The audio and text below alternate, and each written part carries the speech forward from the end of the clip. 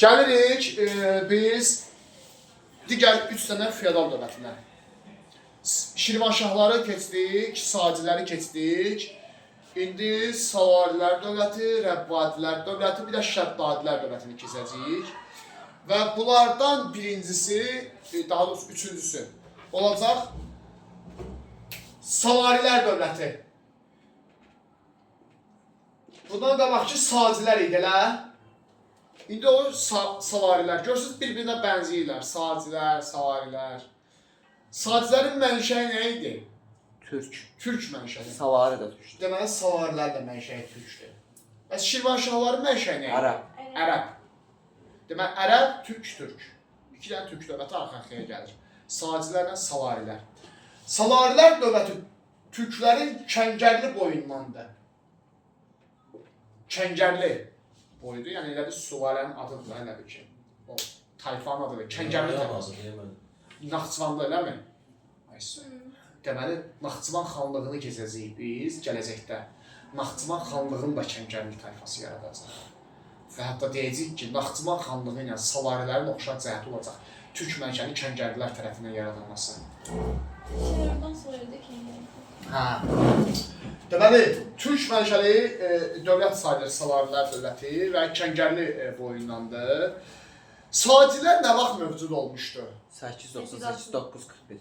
Hə, 898-941.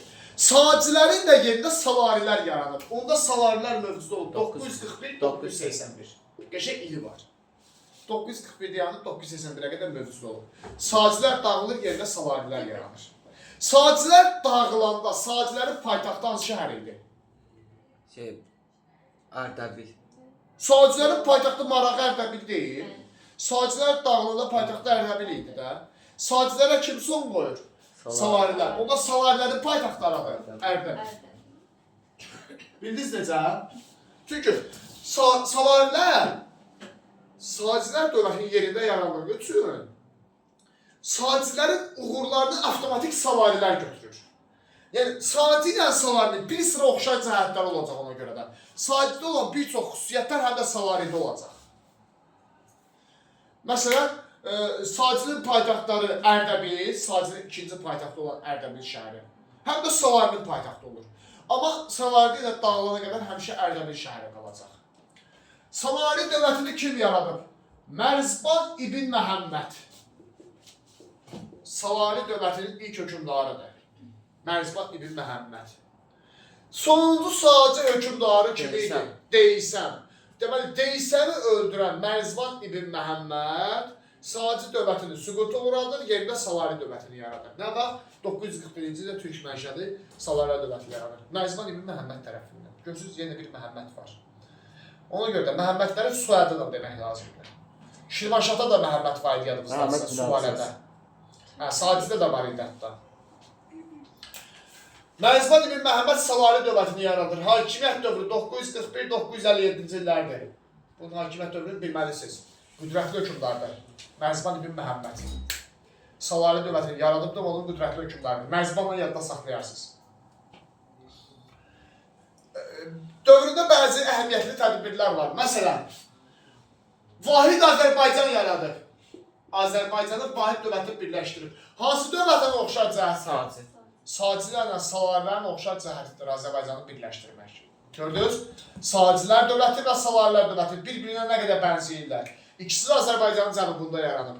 İkisi də paytaxtda Ərdəbil şəhəri olub. İkisi də Türk mənşəli olub. Amma Saci dağılıb yerində Savari yaranıb. İkisi də Azərbaycanın Vahid dövləti birləşdirib. Yəni, nə demişdik Azərbaycanın Vahid dövləti birləşdirmək? Bütün Azərbaycan torpaqlarını birləşdirmək. Dərbətdən Zəncana qədər. Hansı dövlətlər oldu? Saci, bir də Savari. Oxşar cəhətlərdir Azərbaycanı birləşdirmək. Hansı Saci hökümdarı idi Azərbaycanı birləşdirən? Yusif. Savaridə hansı hökümdarı Azərbaycanı birləşdirən? Mərzban İbn Məhəmməd. Başqa nə var? Plus Şərqi Gürcüstanı işğal eləmək. Şərqi Gürcüstanı işğal edən dövlətimiz başqa hansı idi? Saci. Yenə Saci ilə Savarinin bir oxşar cəhəti var. Hər ikisi Şərqi Gürcüstanı işğal eləmişdi. Görürsünüz, Saci ilə Savarinin nə qədər oxşar cəhəti var. Şərqi Gürcüstanı işğalı, Azərbaycanın Vahid dövlət şəklində birləşdirilməsi. Amma əlavə olaraq Savaridə bəzi tədbirlər var ki, onlar Sacidə yoxdur.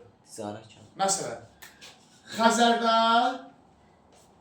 ticarət gəmiləri. Xəzər dənizində ilk dəfə Azərbaycana məxsus ticarət gəmiləri Salarilərin dövründədir. Salınıb. Yəni, Salarilər dövləti Azərbaycan tarixində ilk dövlətdir ki, Salari hökmdarı Məzban İbn Məhəmmədin dövründən başlayaraq Xəzər dənizində ticarət gəmilərimiz üzməyə başlayırdı. Bu ciddi bir uğur sayılır da. Plus başqa bir yenilik də var Məzban İbn Məhəmmədin dövründə. Qanunnamə qəbul edilib. Bu Azərbaycan tarixində qəbul edilən ilk qanunnamədir.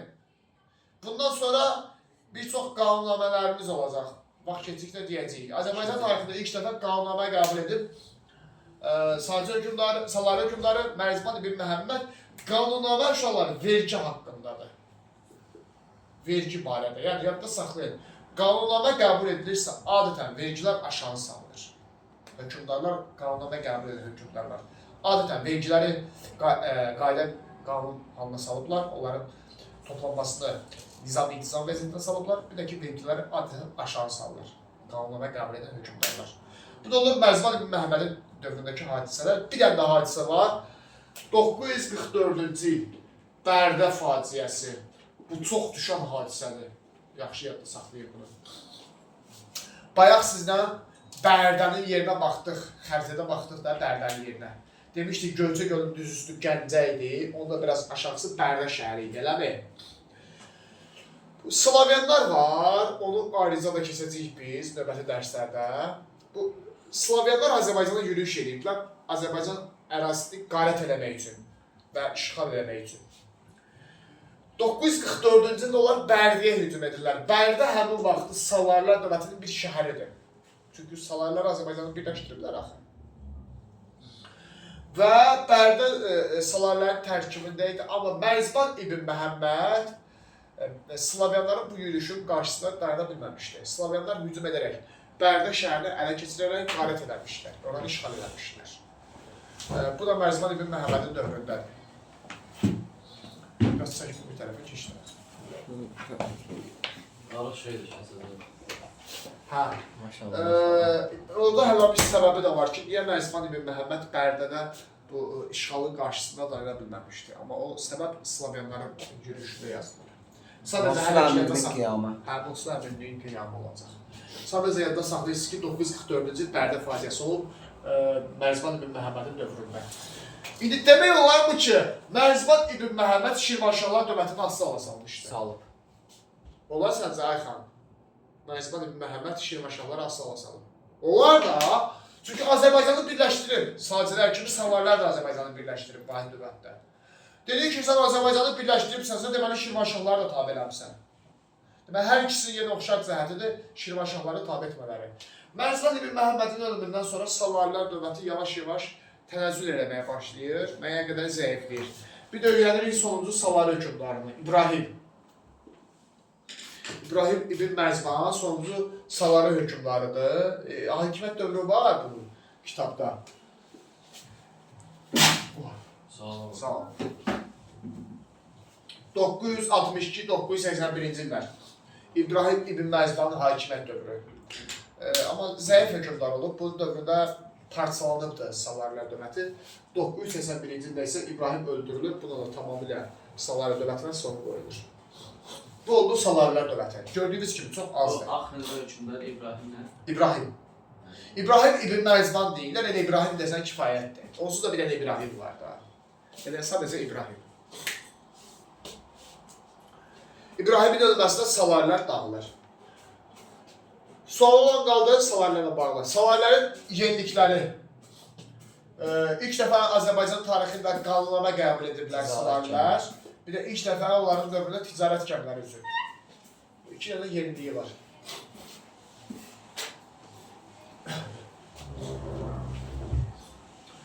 Salarilər dövlətinin nə vaxt dağılır? 981-ci ildə.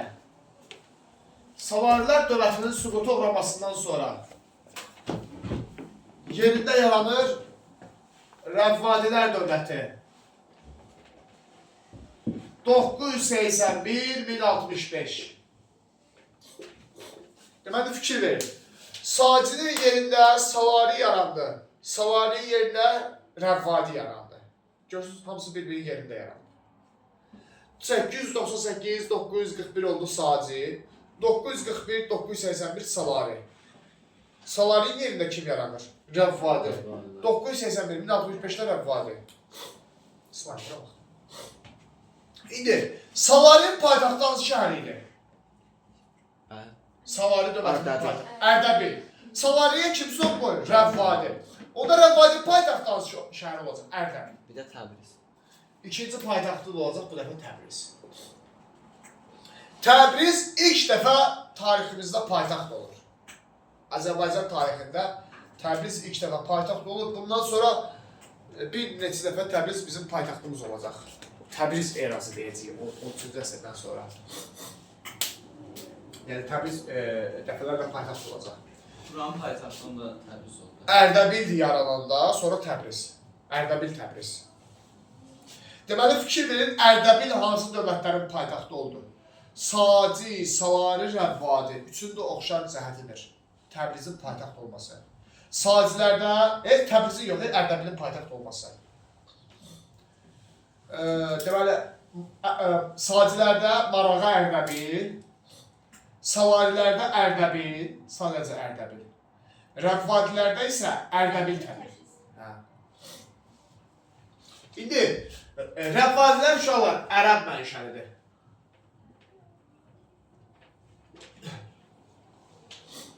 Rəvvadilər dövləti olacaq ərəb mənşəli. Bundan qabaq hansı ərəb mənşəli dövlətimiz var idi? Şirvanşahlar. Şirvanşahlar. Deməli, 2 dənə ərəb mənşəli dövlətimiz oldu. Şirvanşahlar, Rəvvadilər ərəb mənşəlidir. Sacilər, Salarilər türk mənşəlidir. 2 ərəb, 2 türk oldu. Rəvvadilər dövlət olmamışdan qabaq əmirlik olub. Rəvvadi əmirliyi olubdur 8-ci əsrdə. Yəni, Rəvvadi dövləti yaranmamışdan qabaq Rəvvadi əmirliyi yaranıb 8-ci əsrdə. Kim tərəfindən yaradıldığı qeyd edilməyib. Cənubi Azərbaycan ərazilərində olub. Necə Şirvanşahlar dövlət yaranmamışdan qabaq əmirliyi idilər. Yezid ibn Məcədi dövründə Bərdə əmirliyi demişdik də. İndi Rəvvadilər də yaranmamışdan qabaq bir Rəvvadi əmirliyi olubdur. Bizim eranın 8-ci əsrində. Rəvvadilər dövlətini kim yaradıb? Əbülhica. Dövlətin banisi Əbülhicadır. İndi kim deyər, Əbülhica kimi öldürərək Rəvvadilər dövlətini yaradıb? İbrahimi. İbrahimi, sonlu Salar hökmdarı İbrahimdir. Deməli, 981-ci ildə İbrahimi öldürür, Salarilərə son qoyur, yerində Rəvvadilər dövlətini yaradır. Əbülhica. Rəvvadilər dövlətinin banisi olur. Bir dənə də Rəvvadi hökmdarı var və Sudan. O da Əbülhicadan sonra gəldi. Əbülhicadan sonra gəlib və ən qüdrətli hökmdardır 1020-1059. Ən qüdrətli Savari Rəvvadi hökmdarıdır Əbülhica. Oğuz düşlər. Hə? Oğuz düşlər mən. 2 dənə hadisə olacaq Vəsudan dövründə. Birincisi 1028-ci ildə Oğuzlara sığınacaq verib, çox əhəmiyyətli hadisədir bu. Bu Oğuzlar deməli Mərkəzi Asiyada və Əfqanistan, Pakistan tərəfdə bir dövlət olub. Qəznəvilər dövləti, Mahmud Qəznəvi olub hökmdarı. O Mahmud Qəznəvi tərəfindən təqiblərə məruz qalır Oğuzlar. Və Mahmud Qəznəvin qorxusundan gəliblər İran tərəfə. Bu Rəvvadi hökmdarı Vəsudan da onların hamısına sığınacaq vermişdi 1020-ci ildə. Onlara sığınacaq verib, onları Azərbaycan ərazisində məskunlaşdırıb. İndi Oğuzları Azərbaycanın cənubunda məskunlaşdırıblar, yoxsa şimalında? Cənubunda. Cənubunda. Çünki cənubda yarandı Rəvvadi dövləti. Bir də 1054-cü ildə Səlcuqlara tabi oldular. Sağ olun. Toğrular tabi oldu. Hə, Səlcuqlardan aslı hala düşüblər. 1054-cü ildə Rəvvadilər yenə Vəsudan dövründədir. Deyə bilərsiniz ki, Vəsudan necə qüdrətli hökmdardır ki, Səlcuqlara tabi olub. Könüllü şəkildə tabi olub, müqavimət göstərməyib. 1065 Vəsudan ölür, Rəvvadilər başlayır zəifləməyə, Vəsudan ölümündən sonra Rəvvadilər dövləti süqut oluyor 1065-ci ildə. Tamamilə son qoyulur. Hə? Vəhşi. Mən işat tərəf. Yox, Alparslan tərəfi. Solda Ha. olacaq. Səlcuq dərsini deyəcək. Gördüyünüz rəfadlar azdır. 981-də yaranıb 1065-ci ilə qədər mövcud olub. Paytaxtları Ərdəbil, Təbriz şəhərləridir. Banisi Əbülhicadır. Sonra Vəsudan 1020-1059-cu illərdə hakimiyyətdə olub. Ən qüdrətli hökmdarı da Oğuzlara sığınacaq verib 1054-də Səlcuqların tabi olub. Bir də Rəbbati Əmirliyi var, dövlətdən qabaq 8-ci əsrdə və ərəb mənşəli olub. Bu da olur Rəbbadilər dövləti. Solu qaldı Rəbbadilərlə bağlı. İndi gəlirik Şəddadilərə.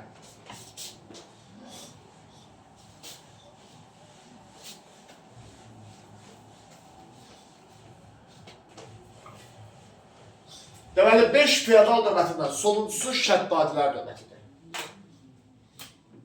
Saat neçədə tutar? 20 var. Şəddadilər dövləti olacaq. Yəni, uşaqlar gözləyin, ərəbi üzünü yön gəlin.